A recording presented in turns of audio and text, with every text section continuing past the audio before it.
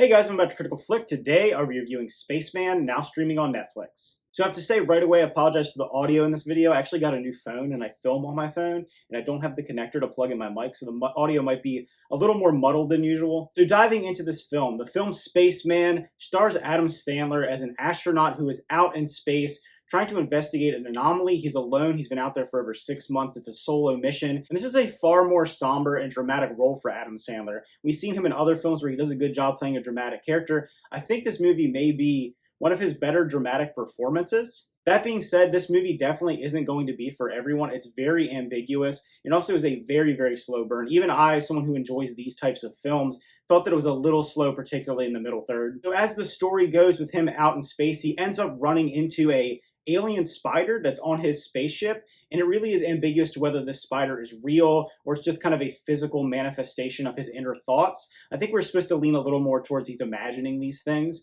but I think it's a really interesting way of telling someone dealing with their problems and their inner dialogue in a physical form. Because throughout the film, it really is almost like an hour and a half therapy session between him and this big alien spider. Paul Dano voices the spider, and I think he delivers some really thoughtful and really inspiring quotes throughout this film, particularly in the third act. You almost want to tear up with what happens with this character, not to go into too many spoilers, but he really is giving a solid voice performances, particularly coming from this creature. I think where this movie will really gain or lose people is kind of the use of its themes. Like I said, it's a very slow burn, but it really is diving into the idea of us struggling to understand why we commit the actions we do and the connections that we have in our lives, and kind of trying to do things to make up for our past and come to grips with kind of the trauma of our past. We see our main character looking back at his childhood, what was happening with his family, with the fall of the Soviet Union. It really dives into him struggling to come to grips with that and why he chose to take on this kind of humongous mission for mankind. Carey Mulligan plays his wife on his film that's back on Earth.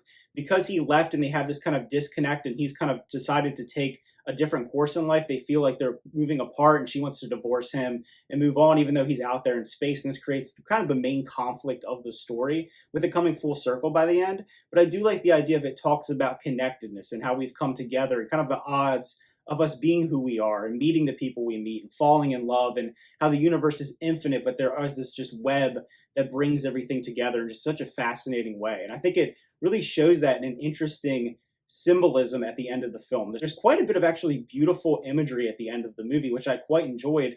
The director of this film actually was involved in Chernobyl, and he brings that kind of same feeling and aesthetic from that show into this film. So it's very well crafted, as you would expect, and it has almost a Soviet era space travel feel to it. The spaceship itself does feel very old. The things they're using feel like they're from, early space exploration. And the use of visual effects and cinematography in this film helps separate the moments. We have the moments back on Earth that are very kind of desaturated and almost sad at times. We're dealing with Carey Mulligan's character. And then when we go into space, we have this constant movement and the spinning and feeling this kind of idea of almost disorientation that we're having with Adam Sandler's character. And then there's a lot of flashbacks. We're going back to their days where they met each other, his childhood, where the screen is blurry, it's fuzzy, he's remembering something. It's that idea of memory that's not perfect, and the spider coming in and kind of connecting those pieces for him. I will say I think the themes are very interesting, and they do explore them to a pretty decent degree, but I wish they would have dived deeper. It never really feels until we kind of get a rushed last 15 minutes of the movie